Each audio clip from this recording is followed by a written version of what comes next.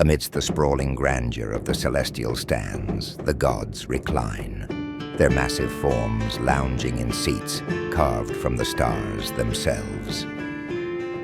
A shimmering haze of divine revelry hangs in the air, punctuated by bursts of raucous laughter and the clinking of goblets.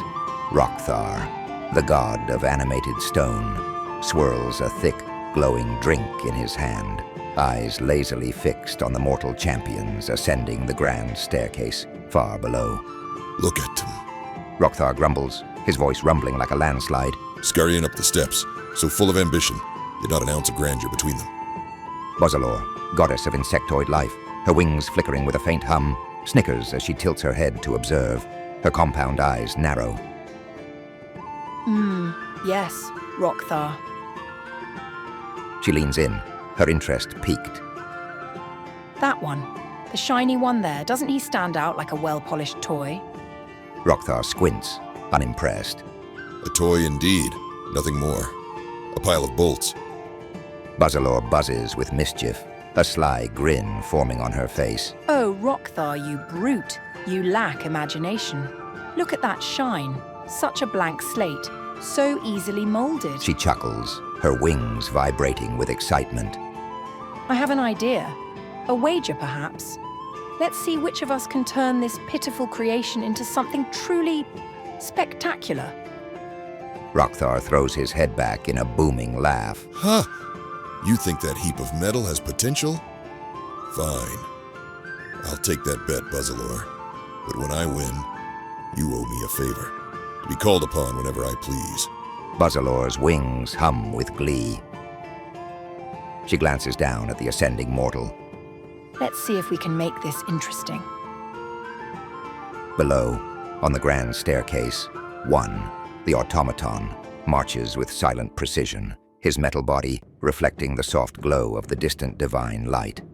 But then, as if hit by an invisible force, he freezes mid-step. His eyes flicker, and within the span of a heartbeat, his world goes black. Up above, Rokthar and Buzalor focus their combined powers. Their divine energy crackles and spirals down toward one, marking him with the force of creation. From their seats, the gods chuckle, oblivious to the monumental act they've just set into motion. Done. Rokthar grins. Now, let us see what becomes of it. Buzalor nods, pleased with herself. Ah, well, no point in waiting around. He'll break or evolve. Either way, we win.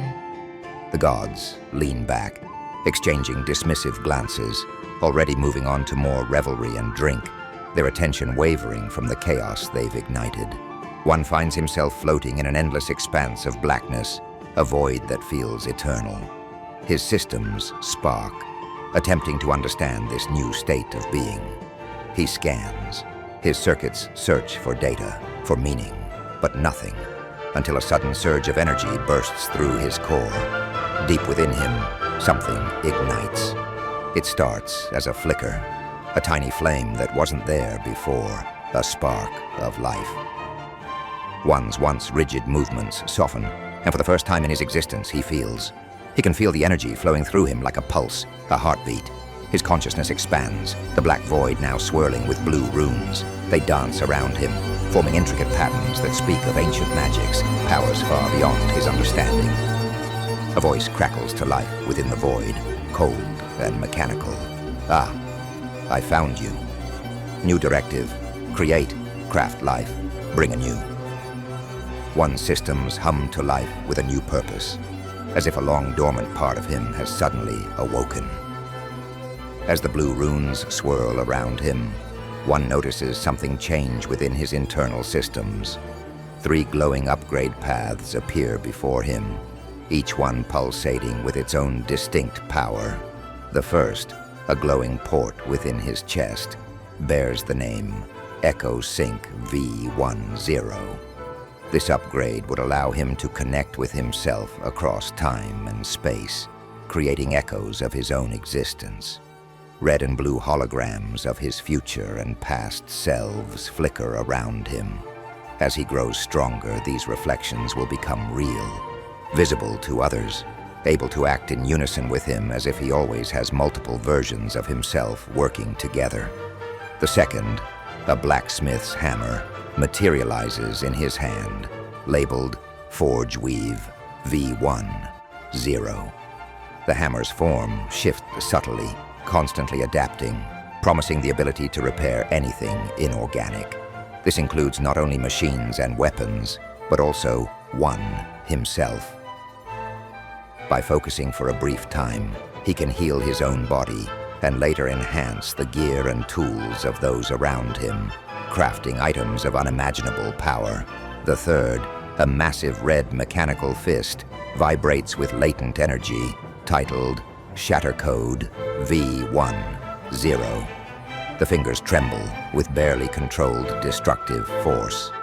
One need only rest his hand on an object, and with enough focus he can break through any surface. In combat, his strikes lower an enemy's defenses, and upon a critical blow their armor is obliterated. However, this power comes with risk. When things shatter, they may not always break in a predictable way. As the chosen path open up before him, one makes a choice, and the void begins to dissolve. The swirling runes fade, and the blackness pulls back like a curtain. One's systems, for the first time, fully come online, humming with the power of creation. He can feel his body, his limbs, his very essence thrumming with life. And for the first time, one sees. His vision snaps into clarity. Back in the real world, one stands motionless, his companions having climbed a few steps ahead. They turn, noticing his stillness. "Hey!" one of the adventurers calls out, a smirk forming on their face. "Is the tin can broken, or what?" Another snickers. "Yeah, he's just standing there. Maybe he ran out of steam." Suddenly, one's eyes flicker to life, and with a movement so fluid it seems almost human, he looks up at them. For the first time, a sound escapes his mouth. A laugh. A deep, resonant laugh, shocking his companions into silence. One looks ahead, his purpose clear.